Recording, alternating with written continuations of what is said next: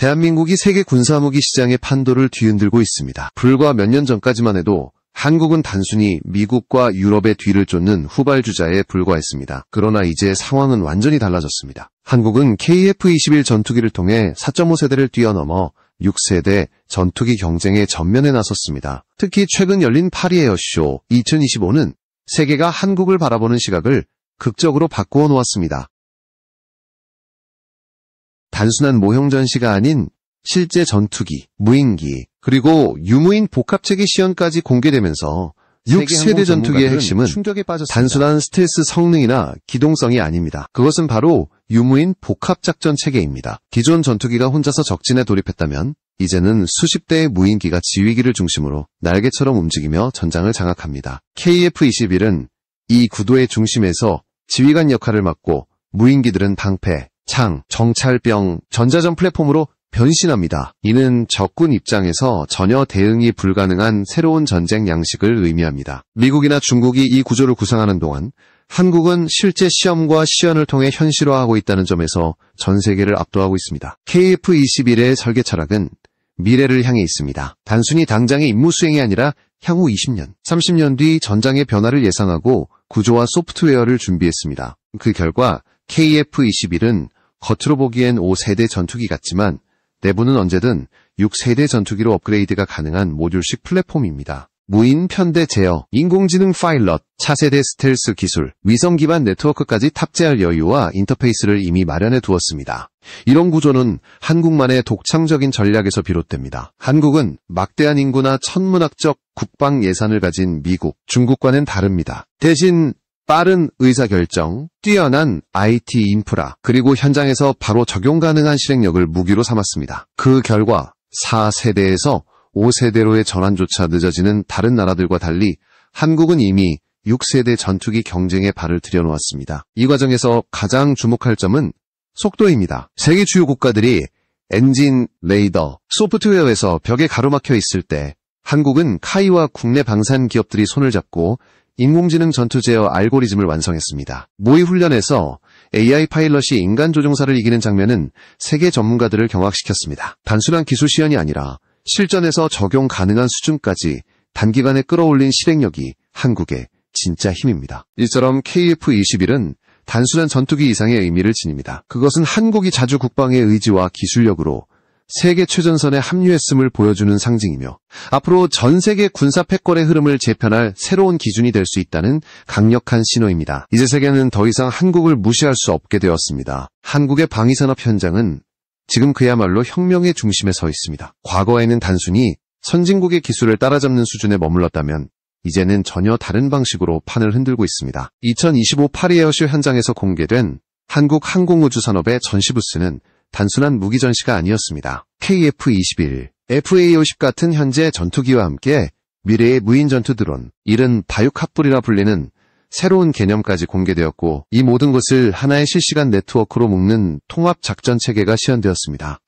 이는 단순히 항공기 제조 기술이 아닌 전투 개념 자체를 뒤바꾸는 혁신이었습니다. 유무인 복합 체계의 개념은 단순하지만 파괴력은 압도적입니다. 지휘권을 가진 유인기, 즉 KF-21 한 대가 전장에 들어서면 수십 대의 무인기가 동시에 움직입니다. 무인기는 때로는 방패가 되어 지휘기를 보호하고 때로는 창이 되어 적의 심장부를 찌릅니다. 정찰과 전자전까지 무인기가 담당하면 조종사는 전장의 모든 정보를 손에 쥔 지휘관으로 변모합니다. 적군의 입장에서는 어느 쪽에서 공격이 날아올지 예측조차 불가능해지며 대응 자체가 무력화되는 것입니다. KF-21이 세계에서 주목받는 또 다른 이유는 바로 확장성과 실행력입니다. 전투기 개발은 전통적으로 엔진, 레이더, 항전 장비, 소프트웨어가 가장 큰 난관이었습니다. 이 세 가지 분야는 미국, 러시아, 유럽 일부 국가들만 독자적으로 다룰 수 있었던 영역입니다. 그러나 한국은 불가능을 가능으로 만들었습니다. 인공지능 기반 전투 임무 제어 소프트웨어는 국내 기업들이 단기간에 완성해냈습니다. 이는 전투기가 실제 전장 데이터를 받아들이면서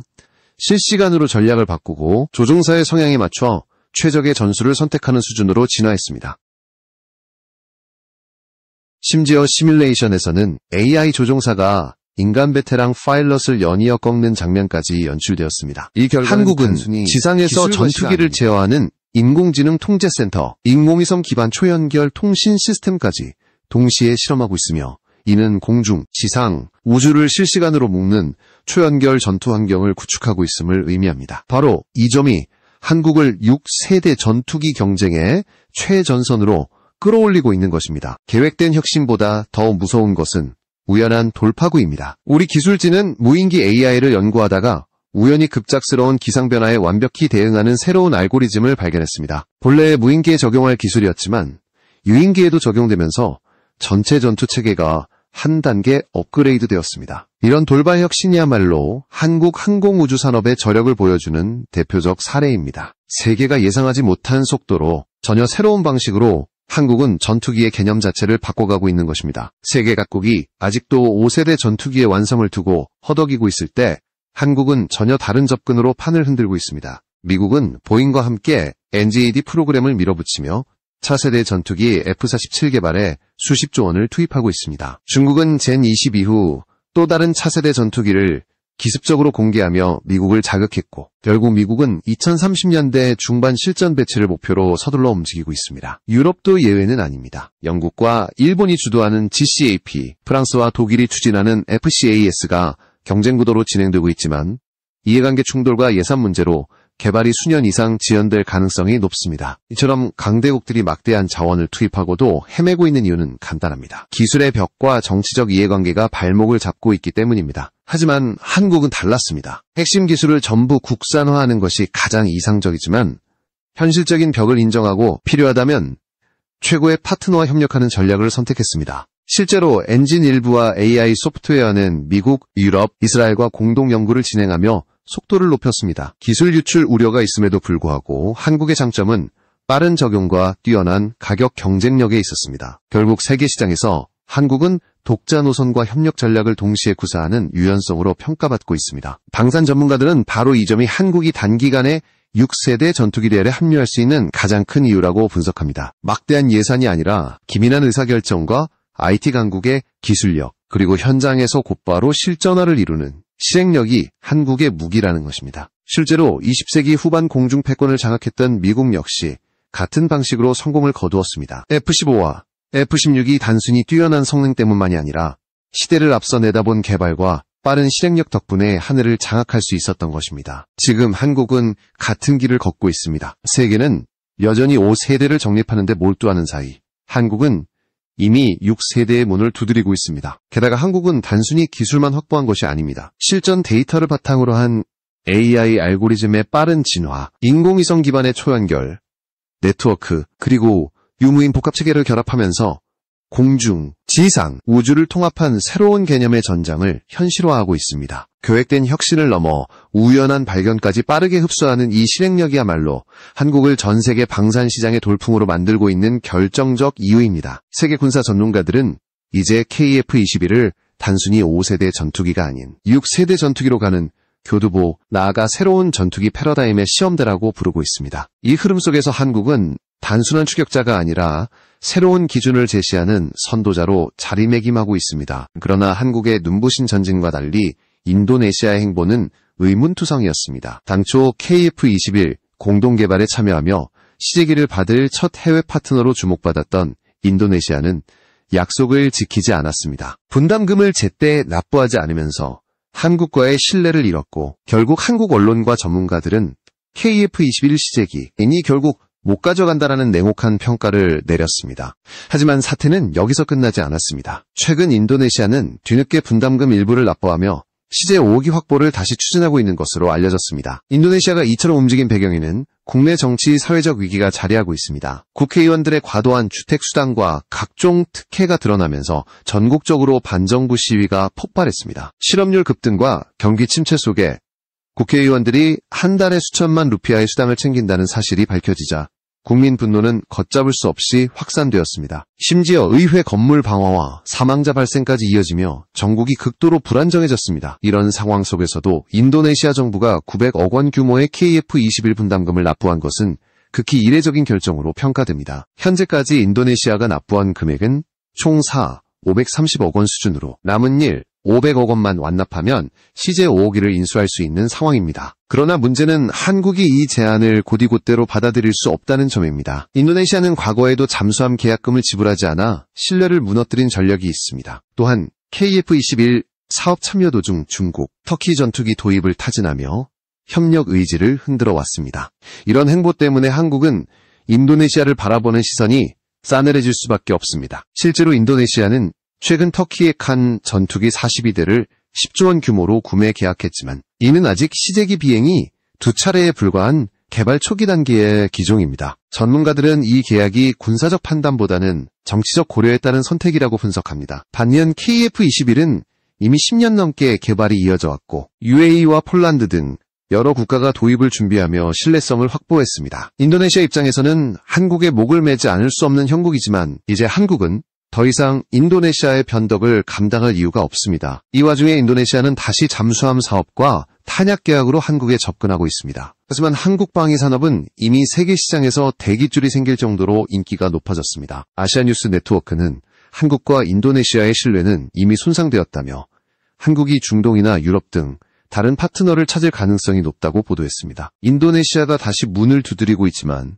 이제는 누가 갑이고 누가 을인지 상황이 완전히 달라졌습니다. 유럽과 중동의 시선은 이미 한국으로 쏠리고 있습니다. 우크라이나 전쟁 이후 유럽 각국은 심각한 탄약 부족 사태를 겪었고 이를 메우기 위해 한국산 무기를 주목하기 시작했습니다. 독일은 하나로 22조 원 규모의 포탄 235만 발을 주문할 계획을 세웠지만 독일 자체 생산 비용은 한국의 20배에 달했습니다. 독일산 포탄 한 발의 가격이 1천만 원에 이르는 반면 한국은 평균 50만 원 수준으로 동일한 품질을 제공합니다. 이처럼 압도적인 가격 경쟁력은 유럽 각국의 선택을 빠르게 한국으로 이끌었습니다. 그러나 프랑스는 여전히 자국산 무기체계 고집을 버리지 못하고 있습니다. 마크롱 대통령은 유럽만의 방식으로 자급자족을 주장했지만 현실은 냉혹했습니다. 높은 인플레이션과 전쟁 장기화 속에서 값비싼 유럽산 무기체계는 감당하기 어려운 부담이 되었습니다. 반대로 한국은 이미 K9, 자주포, 포탄, 미사일, 전투기까지 다각도의 무기체계를 신속히 공급하며 세계의 군수공장으로 부상했습니다. 폴란드, 루마니아, 슬로바키아 등 동유럽 국가들은 이미 한국산 무기로 무장하고 있으며 이는 프랑스와 독일의 전통적 무기 시장을 잠식하는 결과로 이어지고 있습니다. 중동에서도 상황은 마찬가지입니다. 사우디아라비아와 카타르는 KF-21에 강한 관심을 보이며 도입 가능성을 검토하고 있습니다. 아랍 디펜스는 KF-21이 라팔 전투기의 시장 지배력을 위협하고 있다고 분석했습니다. 라팔은 고품질 이미지로 판매에 성공했지만 유지보수와 업그레이드 비용이 지나치게 높아 각국의 불만을 사고 있습니다. 실제로 인도는 라팔 36대를 87억 달러에 구매했지만 국산 무기 통합 과정에서 막대한 추가 비용이 발생하며 골머리를 앓고 있습니다.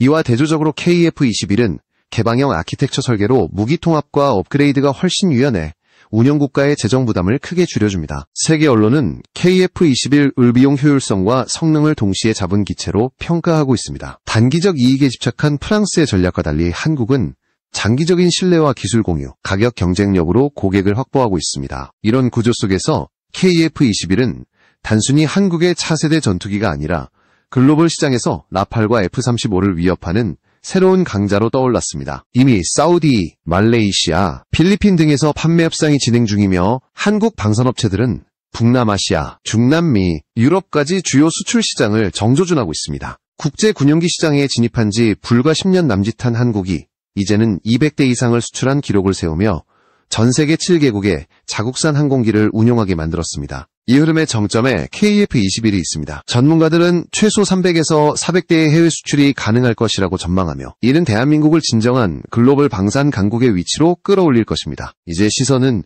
인도로 향하고 있습니다. 세계에서 가장 많은 인구를 보유한 인도는 중국과의 국경 분쟁으로 오랫동안 갈등을 이어왔습니다. 1962년 전쟁 이후 확정되지 않은 국경선은 수천 킬로미터에 달하며 최근에는 중국이 접경 지역에 전투기를 대거 배치하면서 긴장이 극도로 고조되었습니다. 이런 상황에서 인도는 중국을 견제할 차세대 전투기 도입을 절실히 원하고 있습니다. 인도 국방장관은 최소 200대 이상의 최신형 전투기가 필요하다고 공개적으로 언급하며 공대공과 공대지 임무를 동시에 수행할 수 있는 다목적 전투기를 강조했습니다. 이 요건은 놀랍게도 KF-21의 성능과 정확히 일치했습니다. 현재 인도가 보유한 프랑스산 라팔 전투기 30여 대는 수정 열쇠와 높은 유지 비용 때문에 한계가 분명합니다. 게다가 라팔 구매 과정에서 발생한 막대한 추가 비용은 인도 정부와 군의 불만을 키웠습니다. 반면 한국산 KF-21은 개방형 아키텍처를 기반으로 다양한 무기 통합이 가능하며 운영 비용도